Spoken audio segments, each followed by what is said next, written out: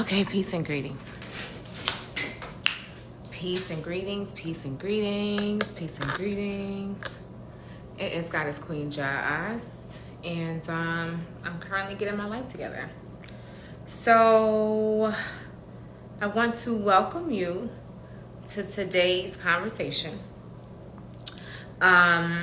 Today's conversation is about something that I should have talked about a long time ago, to be honest with you. It's such a important topic when it comes to spirituality, when it comes to evolving, when it comes to evolution, when it comes to growth. It's such a pivotal topic that this is something that we should be discussing monthly, yearly, weekly, daily. And that particular topic is doing the work. Doing the work. Today we are talking about doing the work. If you have been in the spiritual community for some time, then you may have a really solid idea of what doing the work looks like, feels like, what that actually means. If you don't, today's a great day to learn, because I have my sister. My sister and I are going to be just having a candid discussion about that. Peace and greetings. Please deliver. You look so nice. Thank you. You too. Yeah. Darling. So, my sister and I are going to be having a candid discussion about it, about doing the work, because that is a whole phrase out here when it comes to spirituality and the spiritual community. Everybody loves to talk about doing the work, but what does that actually mean? And this conversation is so pivotal because these days there are many people who are entering into the world of ceremony, entering into the world of plant medicinal healing, going on journeys, working with shamans. My sister here is a medicine woman, so she has held space for many people in that journey to self. But the question is, after after the ceremony is complete, after that particular day journey is complete, after you do 2 days of plant medicinal work, then what is the work? What does the work look like from a daily perspective? What does the work look like from a weekly perspective? What does the work look like when you don't have any shaman around? And so I want to introduce you all to my sister. This is Elissia Marche. And she is my sister. First of all, this is who I call. This is who I don't have a problem calling in the midnight hour. Okay, if it's popping off, I don't have a problem picking up the phone and being like, "Hey, are you up?" That's the level of sisterhood that we're at, and vice versa. She has a beautiful gift of holding space for others, and she does so in the capacity of sound healing, the capacity of plant medicinal ceremony, just the capacity of being there and offering herself and her services in a very organic, holistic, and authentic way. So I'm hoping that you can still see me. Can you still see me? It looks like her video might be slowing down. Can you still see me? Can you still hear me? Give me a heart or something. Let me know you're still there. All right. I might be loading too. Okay. Give thanks and praise. Can you still see me? All right. So we're going to wait for the goddess to join us. But today we're talking about the work. What is the work? Okay, give thanks. What does the work actually mean? When people say you got to do the work, you got to do the work, what does that even mean? What does it mean to do the work? What does that mean when we're talking about spiritual work? Like when they say do the work, are they talking about spiritual baths? Are they talking about, getting a card reading? What are they talking about? And the big thing for you to understand when it comes to the work is that the work is something that is taking place on the scene. when you are going through your day-to-day life, okay? When you are transgressing and flowing through life, okay. When you are flowing through life, you are being put in the opportunity or in the position to do the work. Okay? You hear, sis? I can. I don't know Okay, what. okay. Give thanks. Okay. So, I was just saying that when someone is actually traversing through life, that that the day-to-day interactions present opportunities to do the work. Like the day-to-day stuff. It's not doing the work is not just when you dressed in all white, you know, and taking the time to wrap your head and going on a detox. No, doing the work is when you are inside the grocery store and somebody's talking to you crazy. That's your opportunity to express and to demonstrate all of the work that you have done. You know, one of the things that I am being tasked with, they say, you know, you think you spiritual, go to your family's house. Go visit your family. Talk about it. Talk about it. Go visit them. And then that will let you know where you are at on the spiritual meter. Because the reality is that, you know, and I'm gonna say this, and you know, I would love for you to weigh in and just introduce yourself and start to get to integrate into the energy. But I will say this: after living in Africa and being a nomad for 2 years, one of the things that I had to acknowledge, accept, and digest is the simple fact that this life is not about isolating yourself to maintain your vibration. The point is not to isolate yourself just to stay at a high vibration. You shouldn't have to remove yourself from society just to be at peace. That's not the point. The point is to be able to integrate peace within at such a cosmic level to where it doesn't matter what chaotic environment you're in. You're already good. You're stable. You're grounded. You're in your peace. You're in that space of love. You're in that space of vibrating at the level that you want to vibrate at on a consistent basis. So it's not about, oh, I don't like people and I'm trying to get away and I'm not. It's easy to be spiritual when you over there. That's easy. It's easy. Like you can pray, you could do your best, you could do everything that you want to over there by yourself. But what happens when you start to inject people into the environment? What happens when you start to inject your loved ones into the environment, your family, people who you actually care about? We're not even speaking about strangers. But what happens? It changes the dichotomy of your energy. So this is about sustainability. Doing the work is about sustainability. It's about sustaining that vibration no matter who you are around. Okay? So that is what I will say, and that is what I will start with. Peace, sis. I haven't seen you in a long time. Girl, you started us off really well. You shared a lot of gems just. I mean, you know how I do or whatever. You know. So talk to the people and tell them a little bit about who you are. Some of you may recognize Elissia from years ago. She came and she was a guest at my very first Goddess conference. She came and spoke on the energy of plant medicine and ceremony and working in the shamanistic capacity. So some of you may already be familiar with her, but give them an introduction because it's been years since many of my tribe has seen you.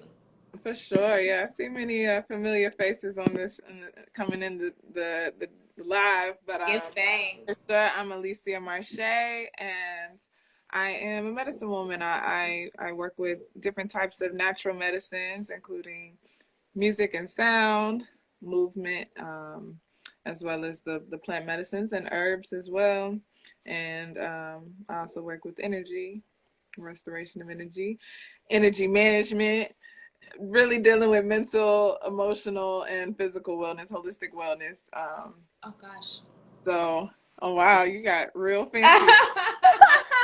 Like, But okay. yes, I was really agreeing with everything you were saying because that is the thing, you know, the integration of the ceremony is the most important part. It's not the actual ritual itself, it's what you do after that.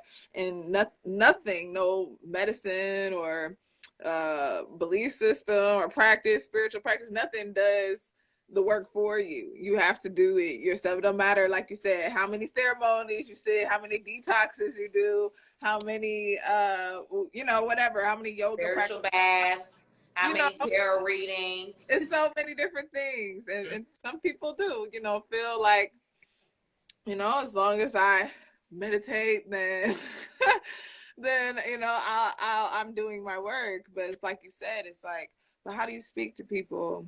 How are your regular communications with people, and not, you know, some strangers, your friends, your lovers, your family members, you know. And it's not about, you know, doing your work. It's not about you liking everybody or you being agreeable with everybody. But maybe your work is just speaking up for yourself, you know, just drawing boundaries. Mm-hmm. Or maybe your work is, you know, being clear and truthful and authentic in your conversations. But communication typically is a huge part of doing our work outside of these other, you know, elements, like we just said, you know, communication. Because like you said, it's like that reflection of somebody else can trigger you. And a Right. lot of times after you do like a plant medicine ceremony, you're opened up in a way that you're ready to be triggered. And that sounds uncomfortable for most people, and most people don't want to hear that, but that's just what it is. Yeah, It's that's the working reality. to grow us up, Right. you know, not to always baby us, especially if what we're asking for is for growth, you know. And so a lot of times you'll have a ceremony, and then the first person you call, there's some kind of thing there that causes you to like maybe get triggered and have to reflect on some things, or maybe just like I said, just acknowledging or having an introspective moment with yourself, you know. And those are moments we can't run away from, because that is where the real growth is. Ashe. Ashe, and give thanks. So let's back it up, because I would like to I would like to create a scene. I would like to create a scene where we imagine that we're speaking to an audience of absolutely new people, right? Because many of the people who come across your path are people who are walking into life, you know, walking into evolution and wanting to experience certain things for the very first time. So there's a lot of nurturing that we do in this particular work, because many of the people that both you and I have worked with have never worked in close capacity with, you know, a spiritual healer. And of course we have ours, that the ones that return and the ones that kind of know and grow with us. But there's a lot of newbies. There's a lot of people who are like, I never knew that they had this, right? Right. So I want to imagine that we're speaking to an audience of newbies, people who, you know, are just now waking up and noticing that there's more, right? That whatever it is that they're doing really ain't it, and that there's more, and they're experiencing a lot of the first. I would like to call it first responder symptoms of spiritual awakening. Okay, so we can list some of those for fun, right? One of my favorite first responder symptom of spiritual awakening is repeating numbers, right? Everybody who come on this newbie pad be like, oh my God, I've been seeing 111 for the last 2 weeks. I knew it. Okay, give thanks and praise. That's a first responder symptom of another one that I love is the butterfly. Don't let nobody who's coming into this see a butterfly pop out of nowhere. It's over with. You know, did y'all see that? See what? There was a blue butterfly. Okay, all right, calm down. Give thanks. Okay, blue butterfly. Okay. I think it symbolizes my grandmother. Oh, when did your grandmother pass? She hasn't. Okay, give thanks. Okay. Give thanks. I don't know what that means, but give thanks, right? So there's a lot of synchronicities that present itself in the first responder symptom list when people are first entering this new field, and it's exciting. Trust me, if you're listening right now and you're experiencing some of these first responder spiritual awakening symptoms, I am not coming for you, baby. I am just saying that we have all crossed over. We're not new to this. We're all true to this. Okay, so that's what I want you to know. But the thing is that one of the terminologies that becomes more familiar the deeper you go into it is the work. Do your work. Do your work. Do your work. What? Do your work. No, hold on. Have you been doing your work? Like, do your work. That is something that is paramount to the discussion of spirituality. So for someone who is new, there's not much understanding of what that actually means. Do your work. Right. Do your work. Do your work. Because for many of our newbies, there's a lot of attachment to just the synchronicity, you know, and then after the transition from synchronicity to then coach or priestess or healer, then a lot of that attachment can then transfer over to now the person who is helping us to walk through some of these things that we're experiencing, right? So the concept of doing the work, can you speak, like, just plain talk, what doing the work in the realm of spirituality means? Like, I don't know nothing about nothing. I just got home from Walmart. I'm trying to understand what y'all talking about doing the work. I just started seeing 111s and butterflies, so I know I'm in the right place. Okay. But I don't know what you mean when you say doing the work. I don't know what that means. So I mean I need to go work outside? Do I need to write something down? Like, how does that resonate for you? I got you. For sure. So yeah, when you know, spiritual people who've been on the spiritual path, when we talk about doing the work, well, one, like you said, I think a lot of times in the beginning we want to focus solely on the light, you know, the light, which are these synchronicities and these connections to our guides and angels. Yes. And also, you know, offerings maybe, or you know, these things and these the light things, you know. Right. You might start learning some certain gifts you have, and now you want to read tarot cards or anything like this.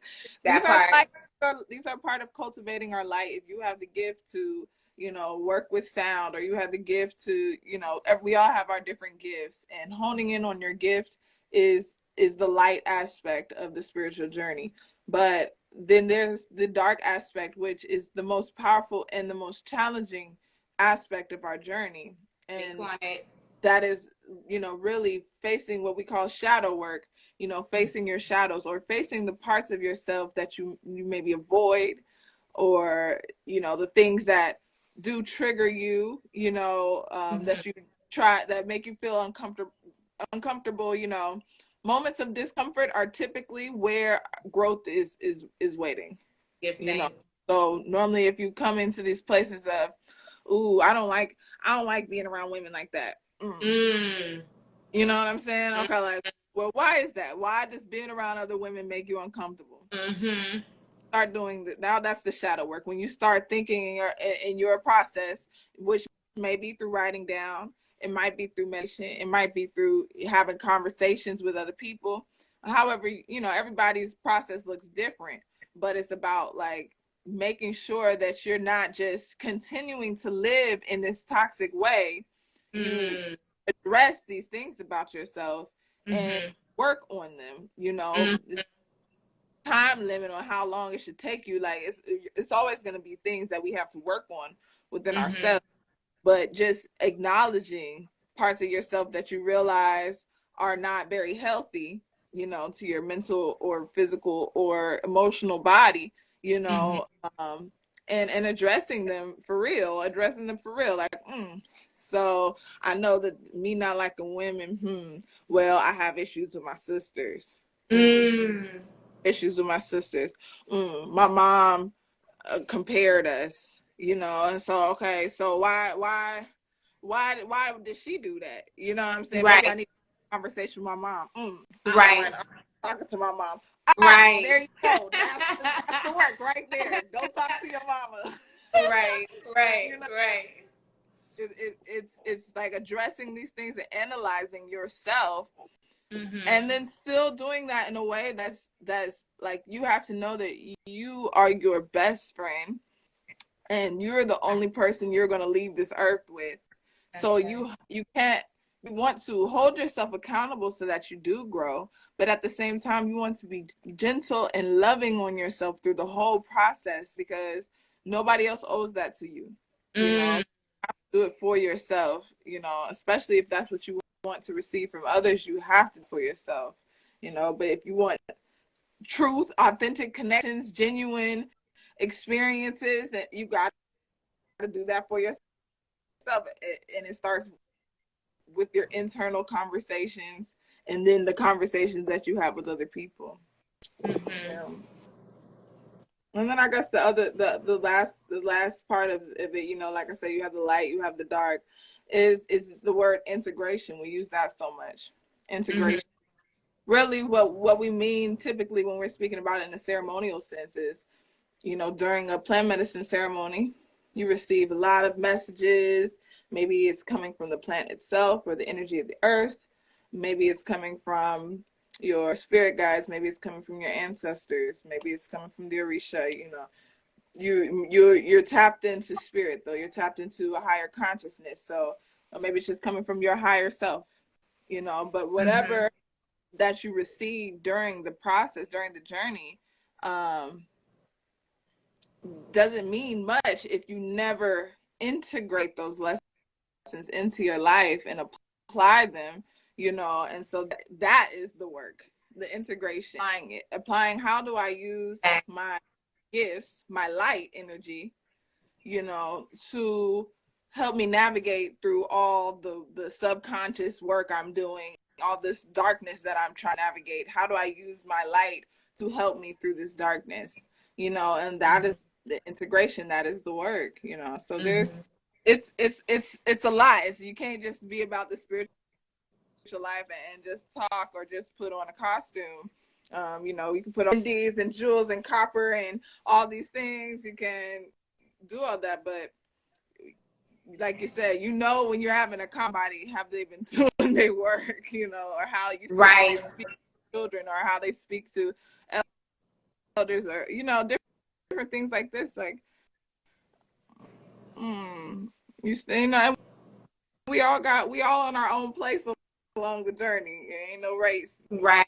But, you know, you want to make sure that you're growing. You know, there's a lag. I'm not sure if the lag is on my end or if it's on your end. Can you hear me okay? Okay, there is definitely a lag. If it's possible for you to come out and then come back in so we can get on same time again. Okay. And I'm just going to speak a little bit about. Yeah, it's just okay, perfect. It's a lag. So I hope you caught all of that. There's a lot of heaviness in what Priestess Elissia Marche, the medicine woman, is talking about, because many of us who have been doing work forget that there are levels to this. There are always levels to this. There's always levels to this. It's not just one and done. You don't just sit in an ayahuasca ceremony and now you're healed and you're cured forever and you don't have to do anything else. There's always more. There's always more. There's always layers. And when it comes to us, we are multidimensional beings. We are mind, we're body, we're spirit. We are 5D, we are 100D. There are higher self versions of us that are existing in other planes right now.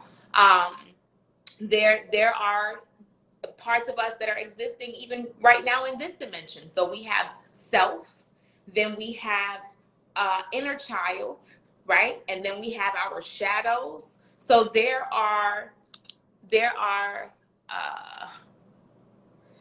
levels to this. Okay, there are certainly levels to this. And one of the things that, if you're new to this, one of the things that might be helpful is to use that gauge. Elissia is speaking about the things that make you uncomfortable, the things that make you feel uneasy, the things that you don't want to do, the shadows that you don't want to address, the caves that you don't want to enter. Using that as a compass. Use those things as a compass when you are confused or unclear about what doing the work means, right? Because, and I give thanks.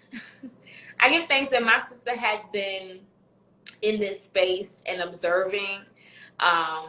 She's been observing and doing things with the community for an extended period of time.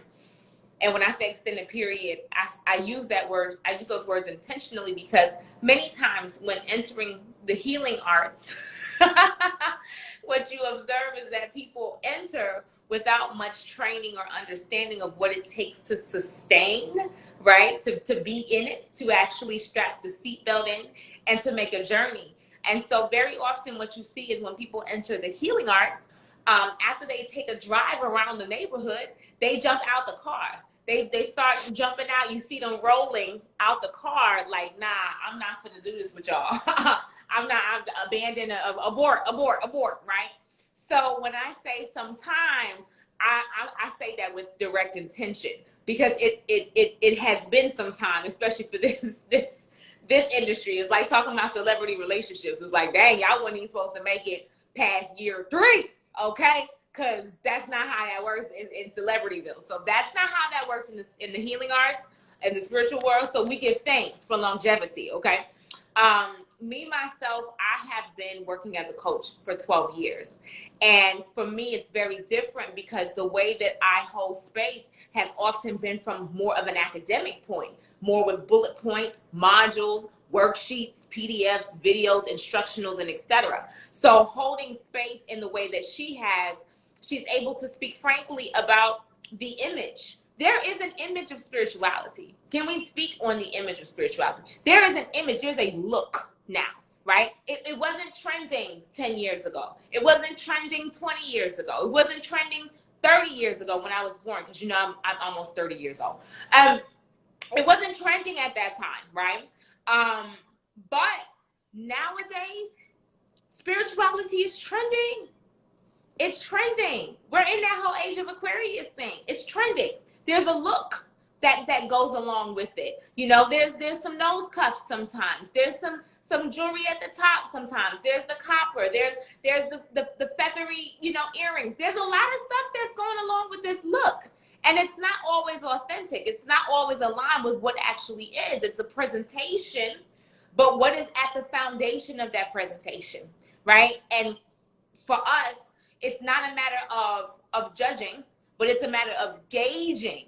It's a matter of gauging, because too many times when people present themselves in a particular way and the population accepts that presentation and the population says, okay, that's who this person is, right? They're showing up in this way. That's who that person is. We accept that, and so this is what we expect. But then when that person really shows that this is the exterior and it does not align with the interior, then there's damage being done. There's damage being done. There's damage on the part of the person who went in saying, this is someone who's presented themselves in this way. I can trust that to be true. so I can trust them in a particular way. I know that they're going to be here with me in a particular sort of way. And when that image, when the exterior comes crumbling down, then that's when the disappointment sets in. That's when this ain't real, that person ain't, that blah, blah, blah, blah, blah, blah. But what I'm bringing your attention to is the fact that that's just an indication that that person has not done their work. Mm-hmm. This is just about not doing the work versus not doing the work. When somebody is doing their work, you can tell, because they don't even have to go. They don't have to do all, and I'm mad and get thanks. They don't have to do all of that. You don't have to do all of that. When you are doing your work, you don't have to do all of that. I was thinking, so we had the conversation, Elissia, recently about initiation, right? Mm-hmm. And I was thinking to myself, okay, what hairstyle would I wear if if I had to go through the process and release, all of my hair and start over from square one? I was like, would I go right back to locks, or what would I do, right? And I thought to myself, you know what I would want to do?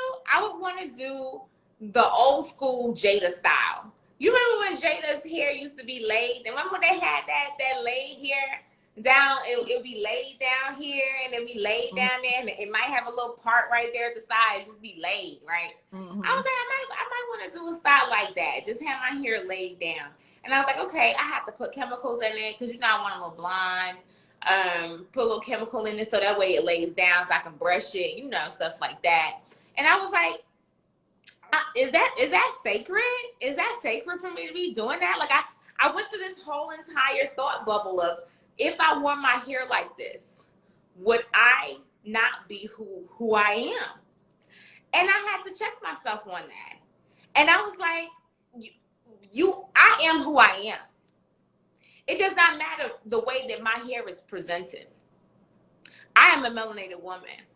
So by default, I bear the creativity of the world. Okay? I can utilize that creativity of the world in my hair at any given time. It does not diminish. It does not take away from. It does not reduce the level of the work that I have put into my own life. It does not take, I can be unlocked. I don't have to have locks to be in alignment, to be in evolution, to be who I am. I don't have to have that. I don't have to wear the uniform, because these days it's feeling like a uniform. It's really feeling like a uniform, and it's one of the reasons why it's been so easy for people to hack the accounts and all these fake accounts that's popping up, talking about, hey, I felt the energy from you. Let me give you a reading. You understand? That wouldn't exist if there wasn't a script nowadays.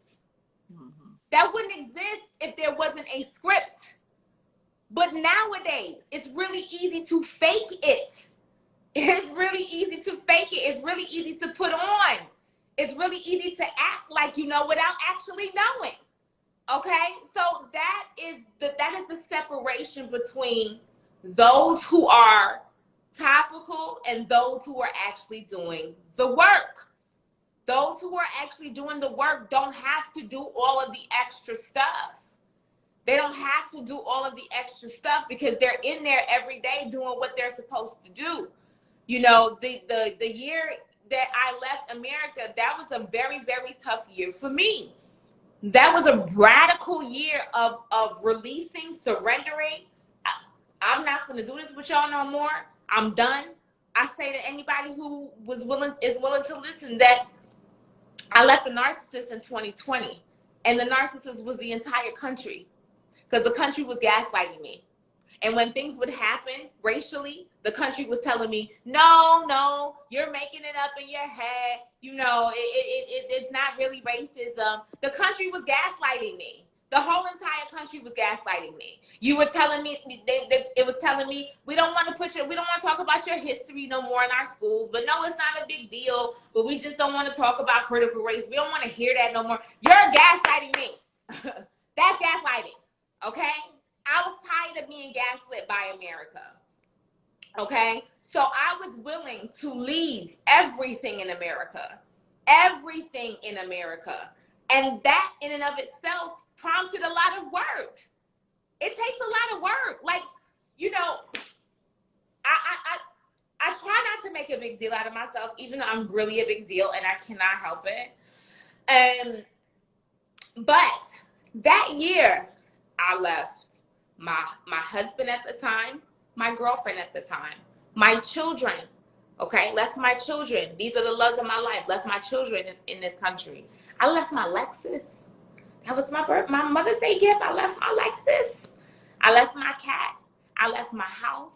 I left my mother. I left my family. I left my friends. I left everything.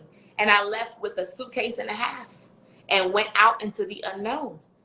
I left everything. I went out into the darkness, not knowing what I may find, not knowing what I may interact with. And I was willing to do that because I'm always willing to do the work.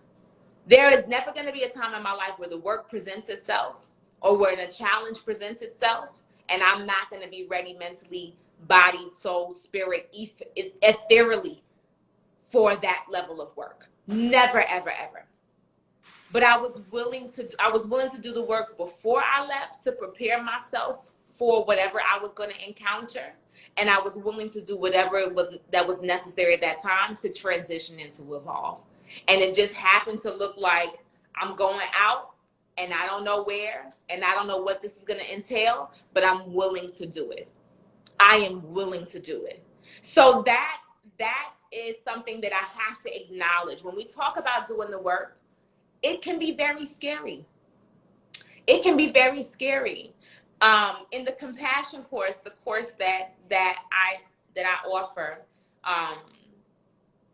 quarterly, biannually, quarterly, the course that I offer quarterly, one of the things about the course that I harp on is that if anybody tells you that the work is easy, they're not being honest with you. Don't let nobody tell you the work is easy. The work is not easy. The work can be very scary. The work can also be very stressful, okay? Because when you're doing the work, you are facing demons. You're facing demons. You're facing the things from your past. You're facing things that you don't want to face. You're facing things that make you uncomfortable. That's how the work works, right? But there is always a reward that awaits you on the other side when you're willing to face those things that have hurt you, face those things that have let you down, face those things that have disappointed you, face those memories, the memories that haunt you.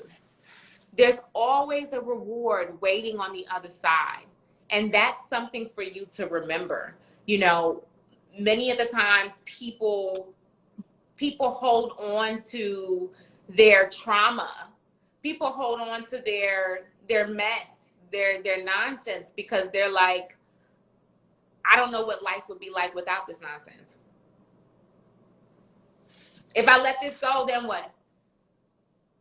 What I'm gonna have if I don't have this hurt? What am I gonna have if I don't have this burden? What am I gonna have if I let go of the person who, or if I forgive the person who did me wrong? Now what? Now who am I? But all of those things are detangling. All those things are part of the work, you know. And I'm curious, Elissia, have you seen that level of attachment as you've held space? Have you seen that level of attachment to people who, you know that they have work to do but hesitate when it comes to doing it? And why do you think that is? Yeah, I mean, honestly, I see all the time people who are they want to start healing. You know, they want to heal, but they just don't want to. They don't want to go through the discomfort. And they're not willing to go through the discomfort, and so it's like, if you're not willing to go through it, then you can never get through it.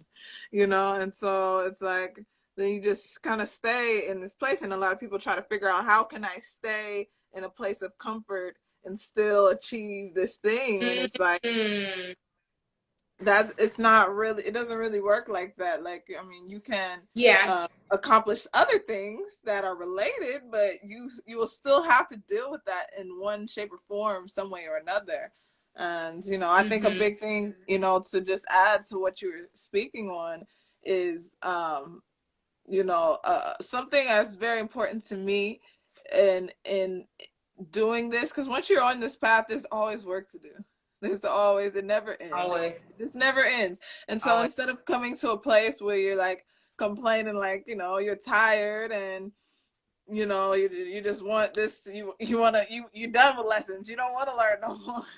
You know, when you get to those places, it's really important that you remember, like, we're going to have these lessons, we're going to have this work to do. And so you have to stay balanced, you have to have fun, you have to laugh, you have to bring joy and love and these kind of experience, positive therapeutic experiences into your life to balance out the necessary work that you have to do. And that way you never feel like it's always too much, it's always so heavy, so hard, I just want an easy life. It's like, well, you know, ease is one thing, yes, but the thing is, even if you have an easeful life, you will still have lessons to learn and work to do. And so to be in a space where it's like you actually can find laughter in the work, you can find, you know, some sort of joy in the work. It just it just, you know, it makes it more doable because it makes it less stressful. It makes it less stressful because, like I said, we're always going to have work to do, and until we're dead, that's when our time is done, when we're done with our work and you can move on, you know, and do work in another realm. So it's just like, you know, it just is becoming a way where instead of avoiding it or feeling like it's too much, you know, find how to incorporate joy into your journey. You know, I think that's so important. And then just like you have to face discomfort. There's plenty of people who don't want to drink ayahuasca simply because they don't want to throw up. And it's like,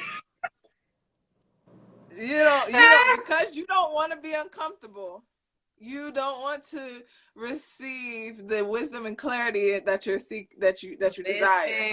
You know, so it's like that with a lot of things. That's just one example of that reflects in a lot of ways for many things. You know, people don't want to do the thing, so they cut themselves, they limit themselves from experiencing something that can elevate their process exponentially, because you just want to be comfortable. And it's like, if you want to be comfortable forever, then you don't want to grow, right? Like, be willing to go through it so you can grow, and then just find the joy and find the gratitude in whatever you're growing through.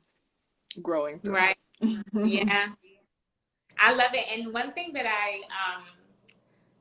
I love that you said, you know, they are limiting themselves, and they're limiting themselves by refusing to be uncomfortable. One of the things that that popped in my mind when you said that was how uncomfortable they are, you know, in the non-growth. Because when you're not growing, it's very uncomfortable too. Which, when you are not growing, it's like, that's not even comfortable. Like, you're not comfortable because now, like, you know that she was. Say it again. I say you're lying to yourself is what you're doing. Exactly. And it's like, and you know you lying. You know you up there like, yo, I'm telling myself a big lie. Like, come on. You I think about it like shoes. Like, you know how when the little baby, they feet get to, you know, they growing out of their shoes, and it's like, but I like that shoe, so I'm gonna try to stuff my feet in that shoe, even though my foot too big. Like, so you're gonna be uncomfortable either way. Okay, you might as well surrender to the growth, because you trying to resist and wear that little ass baby shoe when you are clearly a grown person. that don't feel good. And I know it doesn't feel good. And when I think about resistance to growth, what I think about is people who deal with extreme depression, you know, or extreme addiction. Like, you are trying to avoid whatever it is that hurts you, whatever trauma, whatever thing you've been through. You're trying to avoid that. And in avoiding that, you're now hurting yourself. You are hurting yourself. You know, you are feeling empty. You are not feeling loved. You are not feeling supported. So if you're going to be backed into a corner in that way and resort to taking out a knife and stabbing yourself, you might as well go sit down and drink some nasty ayahuasca and vomit. Vomit. Yes. Get all of that No, people will emotionally and just like energetically torture themselves, but then won't go through a moment of uncomfortable conversation or uncomfortable, you know, even when it comes to just like going out in nature. I'm not even talking about ingesting something, even just going out in nature. And some people, you know, it's too many bugs, it's too hot, it's too sweaty. You know what I'm saying? It's girl. like, God is trying to speak to you, and you are worried about your sweat and the bugs. Like, come on, we have to like really, really like just tap back into nature and just like, yo, go back to how it was when you were a baby. In that way, like, you know, I love that shoe analogy, but also just like as babies, like there was a lot of things that were uncomfortable, but you had to do it. And none of us still sitting on the floor crawling. Like we fell so many times, we had to struggle so many times, but none of us are still on the floor crawling. So we had the tenacity as babies because we didn't know nothing else, and you couldn't really even communicate nothing else. So it was just you had to do what you had to do, and you were successful eventually. You know, so it's like we have to translate that into our spiritual walk as well. Yes, Ashe. And even when you talk about nature, so that's a really great entry point. For those of you who have seen me sparingly post about Rwanda, sparingly, because it is a very exclusive retreat and it's one that requires an application. The medicine woman is going to be joining us for that retreat in Rwanda, which is really centered around the elements of nature. Nature is something that I can honestly say I have a new lens of appreciation for, because okay, so there's this level, right? There's this level of nature that offers me understanding of science. And science, technically, for people in our community, has always been a weak point. For melanated individuals, it's always been a weak point. You know, oh, we don't do science. You know, we could specialize in language arts. We can do blah, blah, blah, blah, blah. We can do sports, blah, blah, blah, blah. But science, we ain't trying to do that, right? So science, right? But also with the science of it, understanding the cyclical nature, cyclical, like systems, like seasons, you know, this and that, and how the process moves and how the life process moves. And I give a case in point. In my traveling, I remember arriving in Gambia, right? They call it the Gambia, but it's Gambia. So I remember arriving in Gambia, West Africa. It was the third country I visited on the motherland. Egypt first, then Senegal, then Gambia. So I arrived in Gambia, and when I got to Gambia, the first thing I was looking for were mangoes, okay? I arrived in Gambia, I think I arrived in September, maybe October. And I'm like, where the mangoes at? I want to hear nothing. Where the mangoes at? Because I know y'all got mangoes here. This is Gambia. Give me a mango. And they were like, you just missed the mango season. It was during rainy season. And I'm like, rainy season? They're like, yeah, we have rainy season. That's when all the mangoes sprout. After that, we don't have no mangoes. And it was kind of mind-blowing to me that I had arrived right when it ended, number one. But number two, I was like, okay, you're speaking in foreign language to me, because I didn't know this country had a rainy season and didn't even think to research it. And number three, mangoes don't grow all year round in Africa? What is that? That was sheer, complete ignorance. I did not understand the cycle and the system. I didn't understand the seasons of things. I didn't understand the science of things. And I didn't understand nature in that order. I did not understand. I didn't have a reference for any of those things. And for me, being in a place where I am able to now start studying nature and seeing nature and understanding nature, it puts me in an advantage, because in studying nature, I am essentially studying myself. In studying Mother Earth, I am now starting to actually learn myself at my ripe age of 30 years old. I'm now finally starting to understand my seasons, the seasons and the cycle of myself, the science of myself, and the natural law, how I'm set up naturally of me. And those things are tools. You know, when we talk about the Matrix, we spend so much time talking about the Matrix that we forget that the whole purpose of us talking about the Matrix is for us to understand the concept that we're in a game. We're playing a game. We're in a game. This is the game. We're playing a game, baby. Some people out here playing checkers, but really the game is chess. Okay? Where this is the chess game. Okay? The queen is always the most powerful piece on the board. Protect the king. Okay? Like, we're playing a game. And in this game that we're playing, the goal is to win. Are we not all here to win? Are we not? Is that not what we're here to do? We're here to win. We're here to win. We're here to win.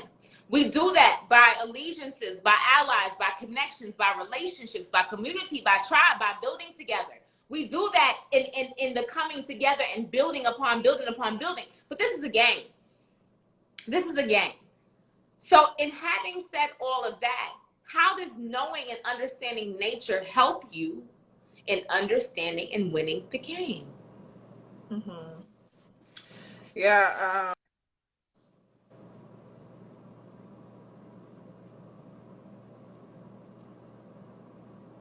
Nature is just so essential to my understanding. Can you hear me? No. Say it again. We just missed that little part.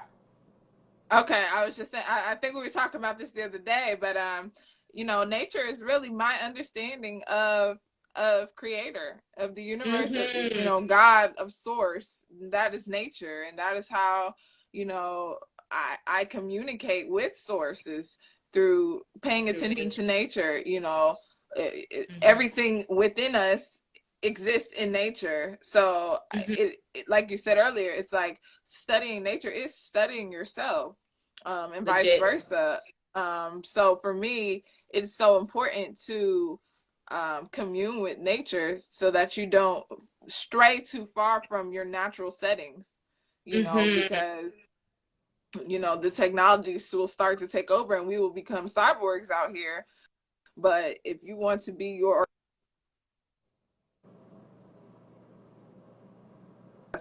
energy, got it. and into that energy, you know, which exists in the wind and the waters and the animals and the trees, connecting.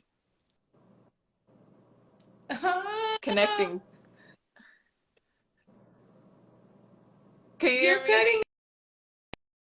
I don't know what's.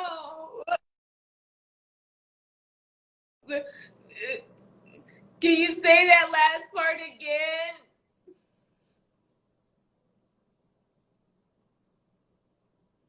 Oh, technology.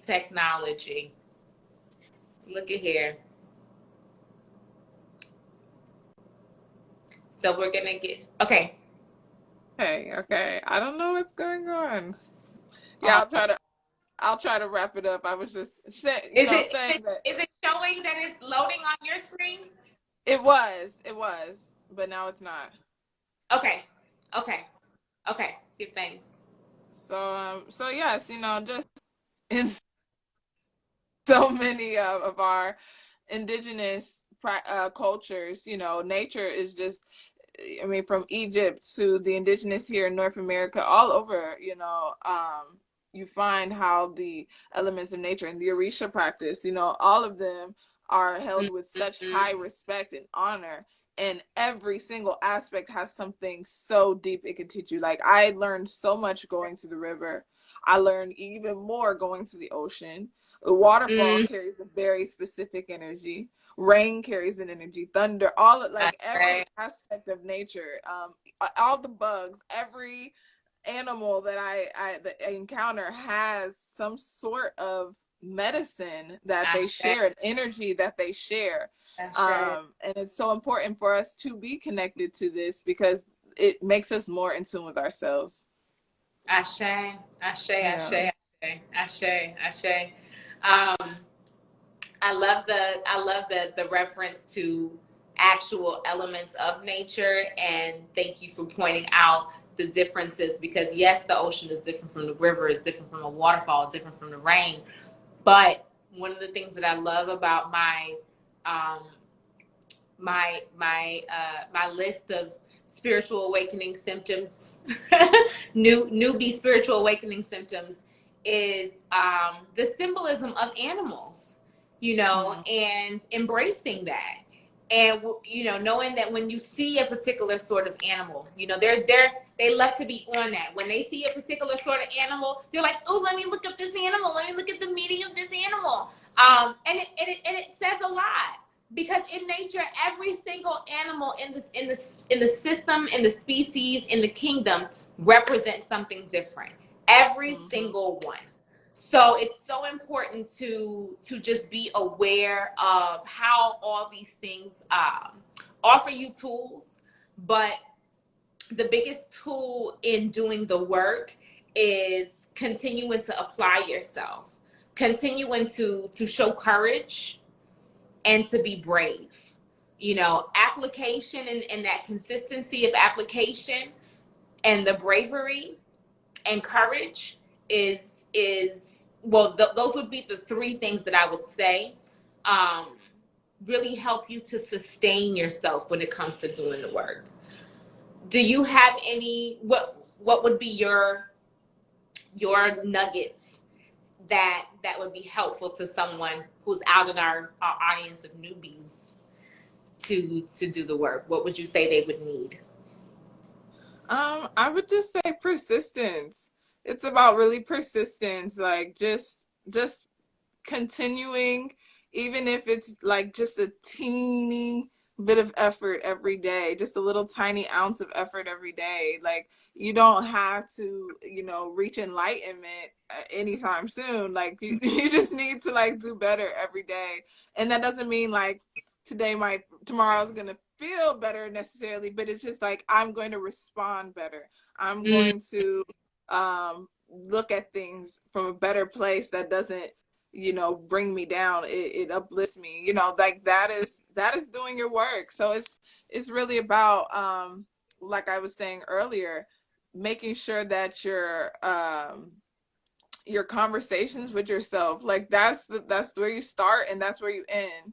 You know, how we communicate with ourselves, what do we feed ourselves intentionally, food and music and Yeah, everything else. Like, what do we feed ourselves? Like, that is doing the work. That is a lot of doing the work. Of course, there's other ways that you can work on yourself and you know, develop your spiritual gifts or your spiritual wisdom and all these things, but the biggest, most important thing is just working on that inner conversation and how these thoughts go. And if you need help, shoot, we all need help sometimes. You might have to call somebody who you trust to you know, pour into each other, or you might need to look up a motivational video on YouTube, or you might need to, you know, go outside, put your feet on the earth and just like listen to nature, take some deep breaths. You might need to play some good music that's going to get you into a dancing or something. Like, it's about you not waiting on someone to save you, just knowing you are the savior, you are your healer, and you got to do it for yourself. You don't got to do it for no one else. You just got to do it for yourself. I think the one thing like that I can say when you said when you first said the newbie symptoms. You know, I think the one that I know most is when you first get awakened and you want to wake up everybody, you want to tell everybody, you want to save everybody, you want to heal the world. That's a good one. That's a good one. That was me good for answer. sure. Good answer. That's on the board. That's up there. That's up there. Right. When you awaken and you want to tell everybody. Dang. Right. All right. That's and up there. Like, yo, that is the way to drain your energy. That is not what your awakening is for. Your awakening is for you. It's for you. Nobody's here to save you. There are plenty of people who will assist you on your journey, but no one is here to save you. It is really all on save yourself, and that's it. You only have just you, you know. So even if you have children, like, of course you want to do things that benefit your family and things, but they also have to save themselves. So, you know, you got to do it. You got to lead by example. True. So I want to say that this is really like the first talk I'd like to do. I'd like to do another talk because I know that with your work, you are transitioning in a really beautiful way and oscillating between the holding of the space in the physical way and now transitioning with your joy, you know, with music. And today I watched that presentation that we did 3 years ago on the Divine Mother, and I was like, oh, this was so special. I almost sent you a little a photo of it, but I was like, no, she has to go listen to it. Like, I have to send her the link and drop it right where you begin, because I was like, this is amazing. Yeah, and it's a reminder to me of like how well we work together, because I was like, that presentation was really bars.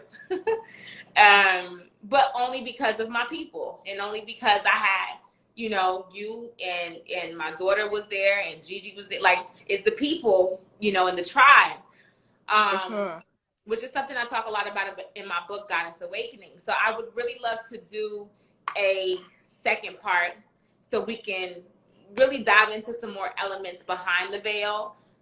You know, you've brought up how many people are solo journeying now these days. And there's pros to that, but there's also cons to that. And I'd like to discuss some of the cons, you know, to that as well, because I compare it to people who read books. You know, when people read the 4 Agreements, I read the 4 Agreements. Okay, give thanks and praise, but that don't mean nothing. Because if you just read it, now you have the knowledge, but you don't have the wisdom or the application. So make it like that you didn't go up the ladder. You're still in the same step. You just read the 4 Agreements at that step. So it's one of those things. And I feel like it's the same way sometimes with the solo journeying, in terms of how much are you evolving?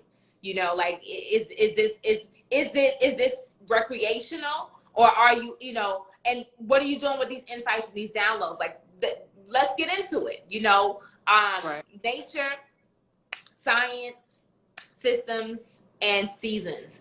You know, so I would love to talk about just some of these things and dive a little bit further.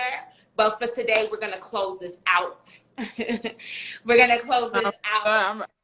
I'm looking forward to, you know, continuing to build and share this wisdom that we have definitely taken the time to do the work together, you know. So I'm looking forward to tapping back in. Yes. So I thank you all for joining us. Again, this is our resident medicine woman, okay? The space holder, heavyweight champion, okay? Out there holding space, all right? And we are going to make time to come back and to rap and be with y'all, be together, but be with y'all while we're being together and enjoying each other. And I pray that there are so many nuggets that you took notes on and that you enjoyed from the auditorium today. So give thanks and praise. I love you. Thank you for being here. And I'll see you sooner rather than later. Absolutely. Take care, sister. Peace.